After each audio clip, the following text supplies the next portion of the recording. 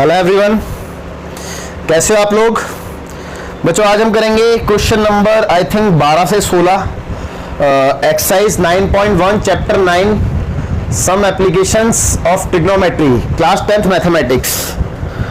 तो बच्चों स्टार्ट करते हैं। और आज की क्लास थोड़ी सी लेट हो गई, उसके लिए मैं सॉरी कहना चाहता हूँ। और बाकी चलो देखते हैं, स्टार्ट करते हैं एक बार ना। तो बच्चों आई थिंक सो कि मैंने क्वेश्चन नंबर 12 करा दिया था आपको, और क्वेश्चन नंबर 13 से करना है ना हमने।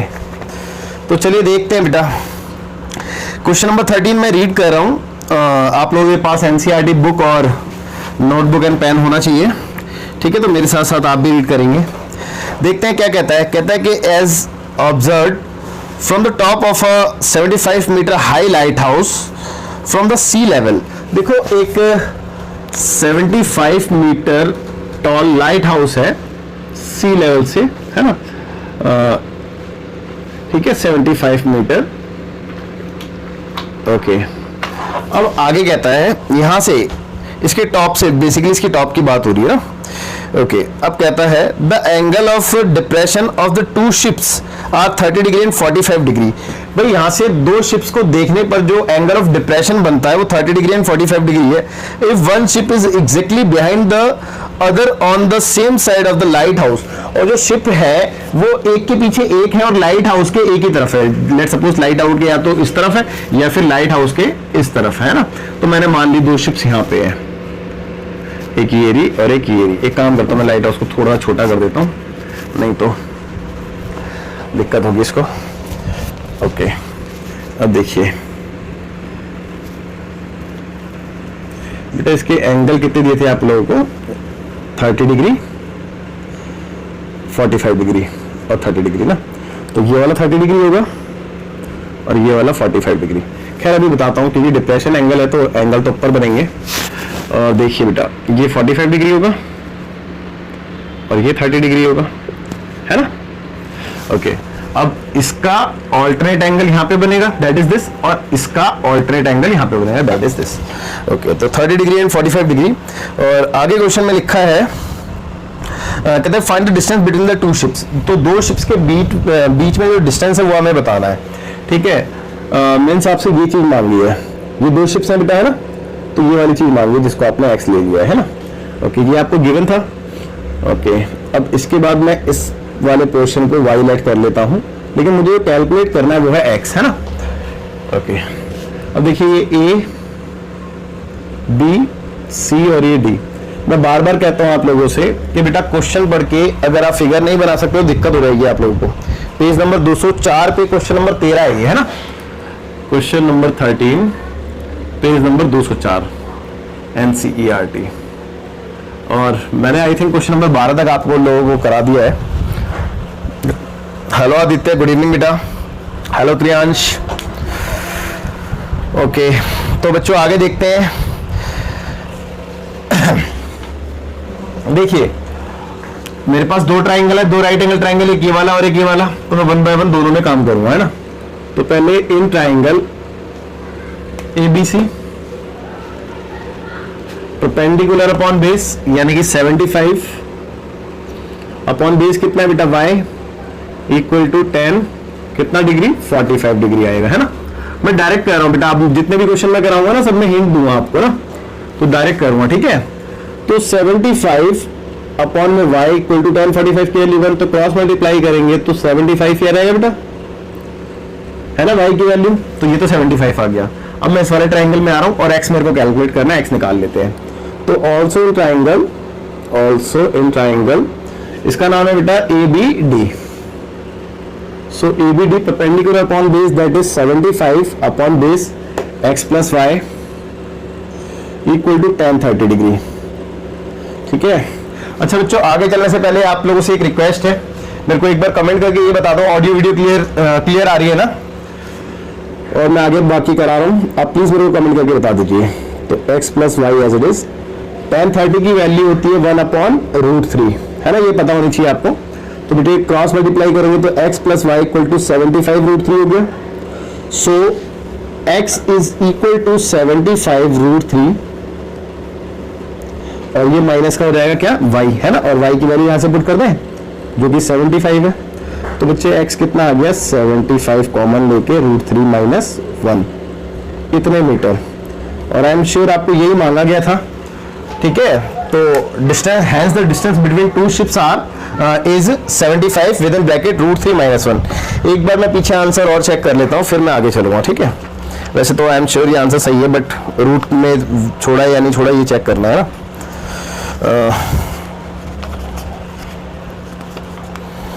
9.1 क्वेश्चन नंबर 13 75 √3 माइनस 1। हाँ बिल्कुल ठीक है, ठीक है बच्चों, चलो आगे चलते हैं। Question number 14। बेटा इसकी फिगर आपको गिवन है तो ज्यादा मेहनत करने की जरूरत नहीं है, बट फिर भी कहता है कि a 1.2 metre tall girl spots a balloon moving with the wind. देखिए मैं बता देता हूं आपको, क्योंकि फिगर इसकी गिवन ही है डायरेक्टली, तो मैं फिगर भी साथ साथ बना देता हूं और आपको एक्सप्लेन भी कर दूंगा, है ना। ओके, तो कहता है कि अब 1.2 मीटर टॉल गर्ल, एक 1.2 मीटर टॉल गर्ल है, यानी कि ये मैं ले लेता हूं हाइट 1.2 मीटर, ठीक है। ओके, अब आगे कहता है a 1.2 meter tall girl spot a balloon moving with wind in horizontal line at a height of 88.2 metre. जो बलून की हाइट बोली गई है वो है 88.2 मीटर, यानी कि ये, ठीक है, ये बलून की हाइट हो गई। लेट्स सपोज कि यहाँ पे एक बलून है ना, ये वाला। Okay, 88.2 metre from the ground, ground से, है ना, ग्राउंड से इसकी हाइट है। अब आगे कहता है the angle of elevation of the balloon from the eyes of the girl at any stand is 60 degree. भाई इस टाइम जो बलून का एंगल बन रहा है इसकी आंख से, वो कितने डिग्री का बन रहा है, स्टैंड 60 डिग्री बोला गया है ना। ओके, अब आगे कहता है फुल स्टॉप कहता है find the time taken bye, sorry मैं गलत क्वेश्चन पे आ गया था।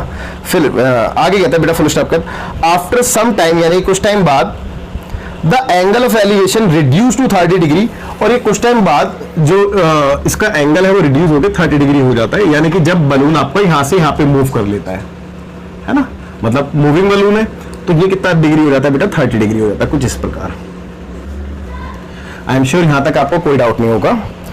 ओके, अब आगे कहता है बेटा find the distance travelled by the balloon during the interval. तो बलून ने कितना डिस्टेंस ट्रेवल किया, भाई पहले बलून यहाँ पे था, यहाँ पे आ गया, भाई देखो ना ये तो डिस्टेंस ट्रेवल किया ये वाला, है ना, और ये किसके इक्वल है, इसके, यानी कि मेरे को ये चीज निकालनी है।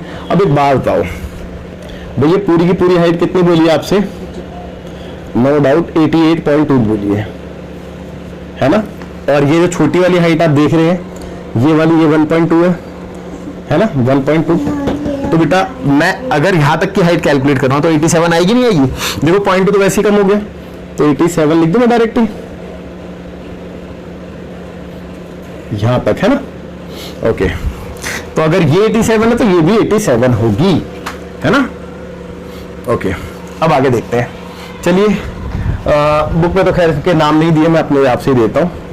तो let suppose A B C D E और इन पॉइंट्स को भी देते हैं एफ जी एच, है ना। ओके, तो इन ट्राइंगल ए बी सी, है ना, in triangle A B C, so perpendicular upon base का रिलेशन बना लेते हैं, और इसको मैं x ले लेता हूं और इस वाले पोर्शन को मैं y ले लेता हूं। तो अकॉर्डिंग टू दिस क्वेश्चन मेरे को क्या कैलकुलेट करना है बेटा, y कैलकुलेट करना है, क्योंकि y वो डिस्टेंस है जो बलून ने ट्रेवल किया है ना। ओके, तो देखिए इन ट्राइंगल एबीसी, तो परपेंडिकुलर अपॉन बेस, परपेंडिकुलर कितना देख रहे हैं बेटा, परपेंडिकुलर यहां से लेकर यहां तक ही तो है जो कि 87 है, भाई यहां से लेकर यहां तक 88.2 है, इसमें से माइनस करूंगा तो यहां तक कितना आएगा, 87 ही तो आएगा। तो परपेंडिकुलर अपॉन बेस, बेस है x, है ना, इक्वल टू होता है tan थीटा। अब थीटा की वैल्यू आप खुद चेक कर लो, इस वाले ट्राइंगल में 60 डिग्री है बेटा, so 87 upon x is equal to √3, है ना, क्रॉस मल्टीप्लाई करेंगे तो x is equal to 87 upon में √3, चेक कर लो। अच्छा, क्योंकि मेरे को x कैलकुलेट नहीं करना है, ये बात मैं आपको पहले ही बता चुका हूं, तो इसीलिए मैं इसको रूट में छोड़ देता हूं, लेकिन अगर ये मेरा आंसर होता तो मैं इसको रैशनलाइज करता जरूर, है ना। ओके, चलिए आगे देखते हैं, इसको यहीं पे छोड़ देता हूं। अब इन ट्राइंगल ईडीबी है ना, also in triangle EDB, also in triangle EDB, so perpendicular upon base, perpendicular देखो कितना है 87 और बेस कितना है बेटा, बेस यहां से यहां तक है यानी कि x प्लस वाई, चेक कर लो, equal to tan theta, theta इस बार 30 डिग्री है, चेक कर लो, ठीक है, tan 30 degree, so 87 as it is, x plus y as it is, tan 30 की वैल्यू 1/√3, क्रॉस मल्टीप्लाई करेंगे, so x plus y is equal to 87√3 है ना, 87√3। ओके, अब देखो x को उधर ट्रांसफर कर दें, सो y इज इक्वल टू 87√3 और माइनस x की वैल्यू डायरेक्ट इक्वेशन नंबर 1 का यूज करके पुट कर देते हैं, तो x की वैल्यू कितनी है बेटा 87/√3, ठीक है, यहां तक भी आपको कोई डाउट नहीं होगा। ओके, सो यहां से 87 कॉमन आप देख रहे हैं, तो मैं 87 को कॉमन ले लेता हूं, तो अंदर क्या रह गया √3 minus 1/√3, so y is equal to 87, देखो एलसीएम ले रहा हूं, तो √3 इंटू √3 डायरेक्ट 3 लिख दूं, तो 3 माइनस 1/√3। अब थोड़ा सा साइड में देखते हैं ना, देखिए ये तो हो गया 2, तो 87 इंटू 2/√3। ओके, अब देखो क्योंकि मेरा y तो आंसर है ना, फाइनल आंसर, और y मेरे को कैलकुलेट करना है, तो मैं इसको डिनोमिनेटर में रूट में नहीं छोड़ सकता, तो इसलिए मैं रैशनलाइज करूंगा, तो यहाँ पे मैं रैशनलाइज कर रहा हूँ √3/√3। सो y इज इक्वल टू, देखो ये आ गया 87 इंटू 2 इंटू √3, लेकिन नीचे √3 इंटू √3 बन गया 3, और ये इससे कट जाएगा है ना, देखो कितने टाइम्स में कटता है, 3 2 जा 6 और 3 9 जा 27, 29 टाइम्स में। सो y इज इक्वल टू 9 दूनी 18 का 8 कैरी हुआ 1 2 4 1 5 58√3, सही से लिख देता हूं मैं, सो 58√3 मीटर, तो hence the distance travelled by the balloon is 58√3, ठीक है। क्वेश्चन नंबर 15 देखते हैं बेटा, पेज नंबर सही है 205 पे है, बाकी के दोनों क्वेश्चन। तो क्वेश्चन नंबर 15 अच्छा क्वेश्चन है, और 15 16 दोनों ही इंपॉर्टेंट क्वेश्चन है, तो आप इंपॉर्टेंट मार्क कर सकते हैं इन दोनों को। कहते हैं कि a straight highway leads to the foot of the tower, एक स्ट्रेट हाईवे है जो कि कहां तक लीड करता है, टावर के फुट तक, है ना, तो ये एक टावर है ना। ओके, अब आगे क्या कहता है सुनेंगे ध्यान से। कहते हैं कि a man standing at the top of the tower, एक मैन जो है ऊपर टावर के ऊपर खड़ा है, यहाँ पे कहीं पे समवेयर। कहता है कि observe a car eight an angle of depression is 30 degree, तो एक कार को देखता है, लेट्स सपोज यहाँ पे एक कार चल रही थी, ये रही कार, इसको देखता है, तो जो इसकी आंख पे जो एंगल बन रहा है वो कितने डिग्री का बना, क्योंकि डिप्रेशन एंगल बोला है ना, तो 30 डिग्री यहाँ पे बनेगा, है ना, आंख पे उसकी। ओके,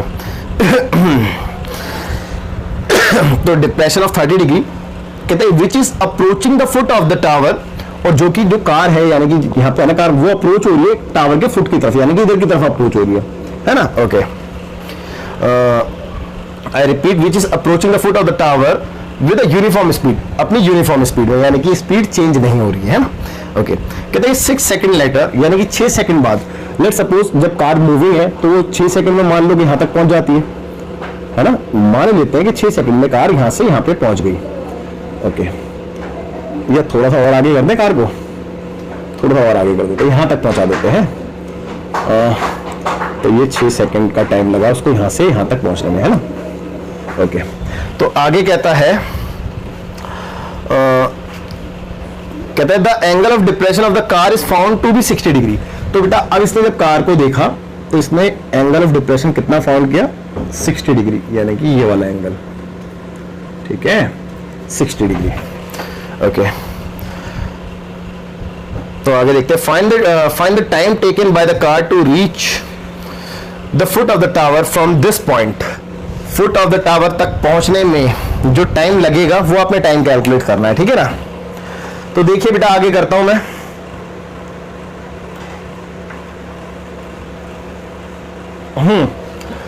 सॉरी वो स्टैंड एक्चुअली हिल गया था कैमरे का, तो उसको सही कर रहा था जरा। ओके, तो A B C और ये D, ठीक है, फिलहाल ये आपको गिवन नहीं है तो इसको h मान लेते हैं, ये भी आपको गिवन नहीं है तो इसको x मान लेते हैं, और ये भी आपको गिवन नहीं है तो इसको y मान लेते हैं। मतलब कुल मिला के इस क्वेश्चन में कुछ भी गिवन नहीं है। हाँ एंगल गिवन थे, आई थिंक सो के बोला था कि पहले उसने 30 डिग्री देखा था फिर 60। हाँ तो देखो ये 30 है ना, तो इसका ऑल्टरनेट ये वाला बनेगा 30 डिग्री का, और ये 60 है तो इसका ऑल्टरनेट यहाँ पे बनेगा 60 डिग्री, और ये तो आपको पता ही राइट एंगल होता है ना। चलिए आगे देखते हैं, आगे देखते हैं अब है। तो एबीसी ट्राइंगल ले रहे हैं, इन ट्राइंगल एबीसी। देखो बेसिकली आपने ना टाइम कैलकुलेट करना है कि इस पॉइंट से यहां तक पहुंचने में कार को कितना टाइम लगेगा, ठीक है। तो टाइम निकालने के लिए आपके पास डिस्टेंस होना कंपलसरी हो जाता है, तो अगर आपको ये डिस्टेंस पता चल जाएगा तो आप टाइम इजीली कैलकुलेट कर पाओगे, है ना। तो इसीलिए हम डिस्टेंस पे काम करेंगे। देखो अगर मैं डायरेक्ट टाइम पे काम करूंगा तो ये क्वेश्चन बहुत लेंथी हो जाएगा। ऐसा नहीं है कि मैं उस तरीके से नहीं करा सकता, बट मैं चाहता हूं कि आपको थोड़ा सा इजी तरीके से कराऊं, है ना, जिससे कि आपको समझने में आसानी हो। तो दैट्स व्हाई मैं आपको इस तरीके से कराऊं। अब देखो एबीसी ट्राइंगल लिया, परपेंडिकुलर अपॉन बेस का रिलेशन ले लें, और क्योंकि हिंट दे रहा हूं तो हिंट के तरीके से ही करूंगा शॉर्ट में। tan थीटा, थीटा की value 60 degree, so h upon में x is equal to tan 60 की वैल्यू √3, तो h is equal to √3x, ठीक है। √3 को सही से लिख देता हूं, और ये क्वेश्चन नंबर 1 हो गई। अब ट्राइंगल ले लेते हैं एबीडी। तो also in triangle ABD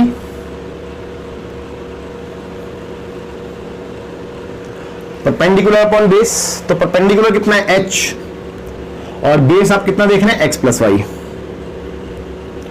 equal to कितना है बेटा tan 30, चेक करो tan 30 तो है, h x प्लस वाई, और tan 30 की वैल्यू है 1/√3। अच्छा बच्चों एक बात और बता दो, कुछ महान बच्चे ऐसे भी होते हैं जो y के इंस्टेड में 6 सेकंड लिख देते हैं। अरे ये टाइम है और यहाँ पे डिस्टेंस है, डिस्टेंस लिखना है अपने, टाइम थोड़ा लिखना है। ये टाइम है जो यहाँ से यहाँ तक कवर करने में लगा है, आपने डिस्टेंस लिखना है यहाँ पे, तो y आएगा, y की जगह 6 सेकंड में आएगा। हाँ y की अगर आपके पास कोई वैल्यू है डिस्टेंस में तो वो आप लिख सकते हो, है ना। ओके हेलो सिद्धार्थ, बेटा जल्दी आया करो, मैंने आपको बहुत बार बोला है। देखिए सो क्रॉस मल्टीप्लाई, फिलहाल तो क्रॉस मल्टीप्लाई कर लेते हैं, तो x plus y is equal to √3h। Okay so h की वैल्यू सब्स्टिट्यूट करने जा रहा हूं, x plus y equal to √3h, h की जगह आ जाएगा √3h, है ना भाई, h की वैल्यू √3h है। सो x प्लस वाई √3x है, मैंने h लिख दिया गलती से, h की जगह √3x है ना। ओके तो ये हो गया 3x, चेक कर लो भाई, √3 × √3 3x, so y is equal to 3x minus x, है ना। So this implies that 2x, या फिर चलो y को ही रहने देते हैं, y is equal to 2x, है ना। देखो इससे एक बात समझ में आती है, क्या बात समझ में आती है, देखो मैंने बताया ना कि मैं आपको दूसरे तरीके से भी करा सकता था ये क्वेश्चन, लेकिन अगर मैं उससे कराता तो ये क्वेश्चन नो डाउट बहुत लेंथी हो जाता, क्योंकि कुछ भी इसमें गिवन था नहीं, है ना, कोई भी इंफॉर्मेशन गिवन नहीं थी, एक सिर्फ टाइम के सिवा, और टाइम का कोई खास यूज मैंने अभी तक किसी क्वेश्चन में आपको सिखाया है नहीं, है ना। तो दैट्स व्हाई मैं आपको उस तरीके से ये क्वेश्चन नहीं कराया, तो मैंने सोचा कि सिंपल तरीके से कराऊं जिस तरीके से अभी तक के सारे क्वेश्चन हुए, है ना। तो ध्यान दो बेटा, ध्यान दो। अब मान लो आप 2 मिनट के लिए मान लो कि y जो है ना 5 किलोमीटर, मान लेते हैं कि y की वैल्यू कितनी बेटा 5 किलोमीटर है ना, या x को मान लेते हैं, एक काम करते हैं x की वैल्यू को मान लेते हैं, यहां पे लिख देता हूं मैं, x की वैल्यू 5 किलोमीटर है, लेट्स सपोज, है ना। तो y कितना आएगा बेटा, भाई x की जगह जब x की वैल्यू डालूंगा, x की वैल्यू 5 है तो y की आएगी 5 × 10 किलोमीटर, चेक कर लो भाई, क्योंकि y जो है वो x का दुगना है, आप चेक कर लो ना। अगर x की वैल्यू 2 मिनट के लिए, मैंने बस आपको बोला अपने माइंड में मान लो, अपने दिमाग में लेट कर लो, है ना, 2 मिनट के लिए मान लो कि x की वैल्यू, x जो डिस्टेंस है वो 5 किलोमीटर का डिस्टेंस है, ठीक है। तो y कितना आ जाएगा, उसका दुगना, भाई उसका दुगना ही तो है, तो y 10 किलोमीटर का डिस्टेंस हो जाएगा, बात समझते हो। तो अगर y डिस्टेंस कवर करने में, अगर y डिस्टेंस कवर करने में एक कार को 6 सेकंड लगते हैं, ठीक है, अगर y डिस्टेंस कवर करने में एक कार को 6 सेकंड लगते हैं, y यानी कि 10 किलोमीटर डिस्टेंस कवर करने में 6 सेकंड लगते हैं, तो उसका आधा डिस्टेंस कवर करने में क्या आधा टाइम नहीं लगेगा, यानी कि 3 सेकंड। भाई क्योंकि स्पीड तो चेंज हुई नहीं है ना, उसी स्पीड से तो कार यहां तक पहुंचेगी ना। तो अगर उसको 10 किलोमीटर का डिस्टेंस कवर करने में 6 सेकंड लग रहे हैं, तो उसका आधा डिस्टेंस कवर करने में उसका आधा ही टाइम लगेगा ना। तो इसका मतलब ये हुआ कि कार को यहां से यहां तक पहुंचने में टोटल 6 और 3 9 सेकंड लगेंगे। टोटल कितने सेकंड लगेंगे? 9 सेकंड लगेंगे। तो समझ में भी आ गया होगा कि मैं क्या बताना चाह रहा था। भैया मैंने यहाँ पे कुछ भी कैलकुलेट नहीं किया, बस मैंने ये चीज दिखा दी कि ये वाला जो डिस्टेंस था वो इसका दुगना था। तो भैया जब ये वाला दुगना था और ये डिस्टेंस आधा है, तो यहाँ पे टाइम भी तो आधा ही लगेगा, और आधा टाइम और पूरा टाइम दोनों को प्लस कर दिया तो टोटल टाइम आ गया।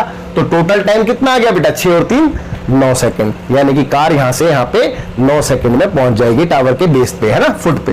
तो चलिए बच्चों मैं इसको रफ करता हूं, फिर लास्ट क्वेश्चन और देखते हैं एक बार। है देखो बेटा, जो लास्ट क्वेश्चन है दैट इज क्वेश्चन नंबर 16, वो मैं आपको नहीं करा रहा, सारे क्वेश्चन तो मैंने करा ही दिए, तो एक क्वेश्चन मैं आपके लिए छोड़ता हूं, ठीक है। लेकिन हाँ, उसके जैसा क्वेश्चन मैं अपनी तरफ से करा देता हूं, सेम ही उसके जैसा मान लो। देखो कहता है कि टावर है एक, उसके टॉप का ग्राउंड पे 2 पॉइंट है, ए और बी मीटर के डिस्टेंस पे। भाई ये वाला जो पॉइंट है ये ए मीटर के डिस्टेंस पे है ना, और ये वाला जो पॉइंट है ये बी मीटर के डिस्टेंस पे है, इसके फुट से, है ना, बेस से, ठीक है। और इन दोनों पॉइंट से इस टावर का जो एंगल ऑफ एलिवेशन बनता है वो बनता है बेटा कॉम्प्लीमेंट्री। कॉम्प्लीमेंट्री समझते हो बेटा? बताया था ना कॉम्प्लीमेंट्री मतलब क्या होता है? कॉम्प्लीमेंट्री मतलब जिसमें दो एंगलों का सम 90 डिग्री होता है। तो कॉम्प्लीमेंट्री का मतलब ये कि इन दोनों का जो एंगल ऑफ एलिवेशन बन रहा है वो कॉम्प्लीमेंट्री बन रहा है। तो कहने का मतलब ये कि इन दोनों को ऐड करके 90 डिग्री आता है। तो मैं ऐसा भी तो लिख सकता हूं, एक थीटा मान लेता हूं, एक 90 माइनस थीटा। भाई ऑब्वियस सी बात है, दोनों को ऐड करो तो 90 आना चाहिए। तो एक थीटा माने तो दूसरा जाहिर सी बात है 90 माइनस थीटा होगा, नहीं होगा? ओके, तो आपने प्रूफ करना है कि हाइट ऑफ द टावर जो है, ठीक है, तो to proof height of the tower is √AB, ये क्वेश्चन है। और ये क्वेश्चन बिल्कुल डिट्टो आपके क्वेश्चन नंबर 16 के जैसा है NCERT में। तो आप बिल्कुल जैसे मैं करा रहा हूं, आप इसी क्वेश्चन को फॉलो करके क्वेश्चन नंबर 16 आप इजीली कैलकुलेट कर दोगे, और इस बहाने आपका एक एक्स्ट्रा क्वेश्चन भी हो जाएगा, ठीक है। चलिए तो आगे देखते हैं। सो A, B, C और ये D, ठीक है। तो देखिए ट्राइंगल ABC है ना, तो in triangle ABC perpendicular upon base का रिलेशन बना ले। अच्छा ये बात समझ में आ गई ना कि मैंने एक को थीटा और दूसरे को 90 माइनस थीटा क्यों लिया? क्योंकि कंप्लीमेंट्री एंगल है। कंप्लीमेंट्री एंगल का मतलब होता है अगर ये वाला x और ये वाला y है तो दोनों को ऐड करके 90 डिग्री कंप्लीमेंट्री, और सप्लीमेंट्री का मतलब होता है दोनों को ऐड करके 180 डिग्री। तो बेटा अगर एक थीटा होता, मान लो कि ये थीटा है, तो y की वैल्यू कितनी आती है? आप खुद चेक कर लो, 90 माइनस थीटा ही तो आती। भाई थीटा उधर जाके माइनस हो जाता, तो ये थीटा, तो फिर ये आ गया 90 माइनस थीटा। तो चलिए देखते हैं। तो triangle ABC perpendicular upon base, यानी कि H अपॉन में x नहीं सॉरी A क्वेश्चन में गिवन है, ये चीज क्वेश्चन में गिवन है कि ये जो दोनों पॉइंट है ना, ये इस फुट से A और B मीटर के डिस्टेंस पे है, ठीक है। Is equal to tan theta. भाई थीटा तो थीटा ही है ना, इस बार चेक कर लो। तो H की वैल्यू कितनी आ गई? A tan theta. ये क्वेश्चन नंबर 1। ओके, अब in triangle ABD, also in triangle ABD, so relation आपको पता ही है, परपेंडिकुलर अपॉन बेस का बनाएंगे। तो परपेंडिकुलर यानी कि H और बेस, देखो ना बेस चेक कर ले, यहां से यहां तक कितना है? B तो है, चेक कर लो, तो डायरेक्ट B लिख सकता हूं, है ना। और tan थीटा की वैल्यू कितनी है? 90 माइनस थीटा है। भाई थीटा की वैल्यू 90 माइनस थीटा है, ठीक है। ओके, तो आगे देखते हैं। इसके आगे वैसे कुछ बचा भी नहीं है क्वेश्चन में, इजी है। So H upon B as it is, या H as it is, B को उधर भेज देते हैं। एक बात बताओ भैया, मैंने आपको आइडेंटिटी लिखवाई थी tan 90 minus theta cot theta, याद है? आई एम श्योर याद होगी, और नहीं भी होगी तो अब याद आ गई होगी। tan 90 minus theta cot theta मैंने आपको लिखवाई थी, और ये B इंटू में चला जाएगा डिवाइड से, तो B इधर आ गया, और ये आपकी क्वेश्चन नंबर 2 हो गई। ओके, अब देखो यहां तक तो बच्चा कर लेता है, नो डाउट, क्योंकि अभी तक जितने भी हमने क्वेश्चन करे ना, सब में कुछ ऐसा सा ही काम किया। और उसके बाद हम जब दूसरे क्वेश्चन में पहुंचते थे तो पता क्या करते थे, इसकी वैल्यू यहां पे डाल देते थे। लेकिन अगर मैंने इसकी वैल्यू यहां पे डाल दी, 2 मिनट के लिए देख लो, अगर मैंने डाल दी तो क्या होगा, एच की जगह मैंने डाल दिया ई tan थीटा और इक्वल टू में बी cot थीटा। ठीक है, तो बेटा पता क्या होगा, ज्यादा से ज्यादा ये इसके अपॉन में रहेगा। भाई देखो ना, आप खुद चेक करो, ये इसके अपॉन में रहेगा, या फिर इसको इधर ले आता हूं और इसको इधर ले आता हूं, तो tan थीटा अपॉन में cot थीटा अपॉन में ए।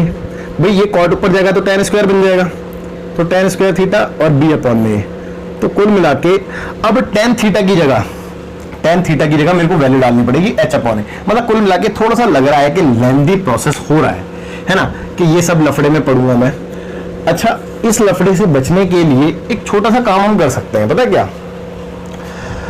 एक छोटा सा काम ये हो सकता है कि मैं इन दोनों इक्वेशन को मल्टीप्लाई कर दूं। देखिए, on multiplying equation number 1 and 2 we get, on multiplying equation number 1 and 2 we get, देखो लेफ्ट को लेफ्ट से करते तो h इंटू एच स्क्वायर और दिस इंटू दिस आ जाएगा, यानी कि a tan थीटा इंटू में b cot थीटा। भाई यही आएगा, नहीं आएगा? तो h square is equal to, देखो a और b को एक साथ लिख लें, कोई दिक्कत नहीं है, और tan और cot को एक साथ लिख लेते हैं, है ना। और आप सभी ये बात जानते हैं कि tan से cot कट जाता है, क्योंकि tan और cot का उल्टा होता है। और वैसे मैंने आपको दिखाया था tan theta into cot theta 1 होता है, और 1 से ab को इंटू करूंगा तो ab तो आएगा, है ना। और क्योंकि इस पे स्क्वायर था तो ये स्क्वायर हटेगा, तो यहाँ पे अंडर रूट रहेगा, और हो गया प्रूफ। ये तो प्रूफ करना था, तो हैंस प्रूव्ड। तो बच्चों, इस क्वेश्चन के साथ आपकी ओवर हो गई है, और कोई डाउट है तो आप मेरे को बता सकते हैं। लेकिन हाँ, एक चीज और, जो क्वेश्चन नंबर 16 है वो आप सेल्फ कर लेना, ठीक है। और मिलते हैं बेटा, बाय। नेक्स्ट क्लास में हम नया चैप्टर करेंगे, चैप्टर 7 कोऑर्डिनेट ज्योमेट्री। तो बच्चों, अगर इसके कोई डाउट हो तो आप मेरे को व्हाट्सअप कर देना। चलो ठीक है, बाय, मिलते हैं अगली क्लास में।